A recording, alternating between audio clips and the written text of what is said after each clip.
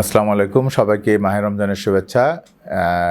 সাধারণত রুগীরা যখন আমাদের চেম্বারে আসে রোজার আগে, এই যে রুগী রোজার জন্য ফিট আছেন কিনা বা রোজা রাখতে পারবেন কিনা জানতে, তখন পাশাপাশি একটা জিনিস সাধারণত বলেন যে খাওয়া দাওয়া কী করবে, বা আমাদেরকে জিজ্ঞাসা করেন যে ভাজা পোড়া খেতে পারবেন কিনা।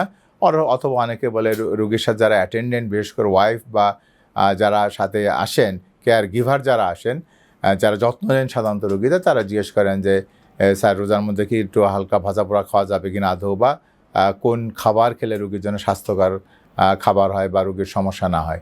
সাধারণত হৃদরোগী যারা আছেন তারা তো আমরা বলি যে স্বাস্থ্যকর খাবার জন্য, এবং হৃদরোগীদের সাথে সাধারণত ডায়াবেটিস থাকে, সুতরাং তাদেরকে আমরা ওইভাবে ডায়াবেটিসের যে মিল আছে বা ডায়াবেটিসের যুক্ত যে খাবার সাধারণত আমরা খেতে বলি।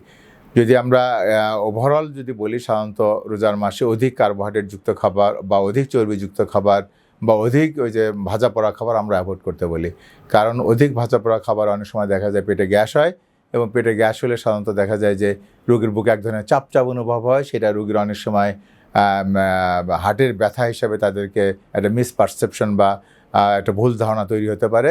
বা কখনো আছে যে সত্যিকারের হার্টের ব্যথা হলো, রোগীরা অনেক সময় যে ঠিক আছে ভাজা পোড়া খাইছে, মনে হয় গ্যাসের সমস্যা হয়েছে।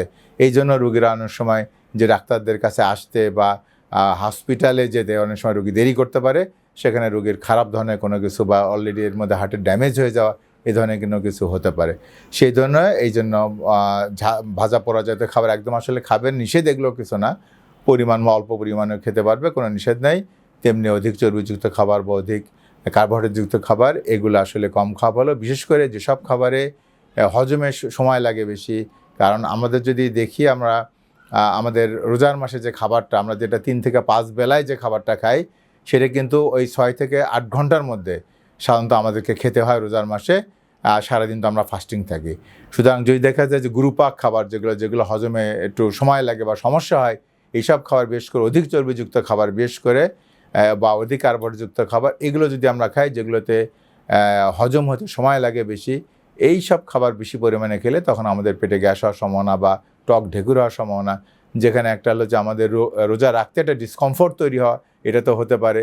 সাথে সাথে ওই যে বললাম মিস ইন্টারপ্রিটেশন হতে পারে, যে অনেক সময় হার্টের ব্যথা আমরা ভুল করে গ্যাসের ব্যথা মনে হতে পারে, অথবা গ্যাসের ব্যথা হচ্ছে সেটাকে আমরা আসলে মনে করতে পারি যে না, আমার বুকে চাপ দিচ্ছে, এটা হার্টের সমস্যা হলো কিনা, এই ধরনের সমস্যা তৈরি হতে পারে। সেই জন্য খাবার দাবারের ক্ষেত্রে আমরা সহজে যেগুলো হজম হয়, বিশেষ করে যে আমরা বলি একটু ফল জাতীয় খাবার, বিশেষ করে আসলে বিশেষ করে আর ডায়াবেটিক রোগীদের ক্ষেত্রেও বলি আমরা ফল জাতীয় খাবার, কিন্তু যে ফলগুলো বিশেষ করে শক্ত জাতীয় ফল, যেগুলো রস কম থাকে, কেননা যে ফলে সাধারণত রস বেশি থাকে সেই ফলে পটাশিয়ামও বেশি থাকে, সে ফলে আসলে অনেক সময় সুগারও বেশি থাকে, সেটা ডায়াবেটিস বেশি বাড়াইতে পারে। এই জন্য আমরা পরিমিত খাবো, যেভাবে আমরা রোগীদেরকে অ্যাডভাইস করে থাকি। এই জন্য ফল বা শাকসবজি জাতীয় খাবার এগুলো আসলে পরিমাণে বেশি খাওয়া উচিত।